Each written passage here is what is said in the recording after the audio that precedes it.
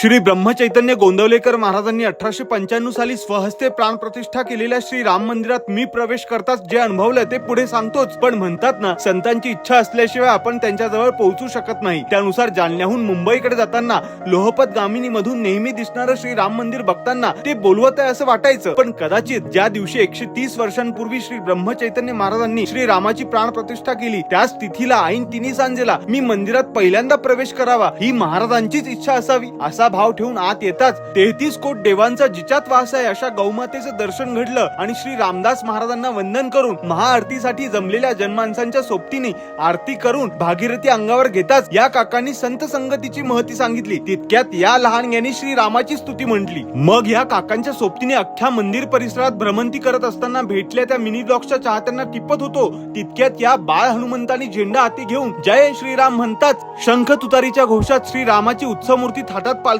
विराजमान झाली। मग सवाष्ण स्त्रियांनी औक्षण केलं आणि श्री राम नामाच्या घोषात श्री समर्थ रामदास स्वामी महाराज, श्री ब्रह्मचैतन्य महाराज, श्री आनंद सागर महाराज, श्री रामानंद महाराज आणि श्री प्रल्हाद महाराजांच्या वेशात आलेल्या या मंडळींच्या सोबतीने पालखी मार्गस्थ झाली आणि रघुपती राघव राजाराम या नामघोषात टाळ मृदुंगाच्या ठेक्यात छोट्या मोठ्या जगदंबेसोबत आम्ही पावली खेळत रमते कणे कणे इति रामः या उक्तीचा अर्थ कळला।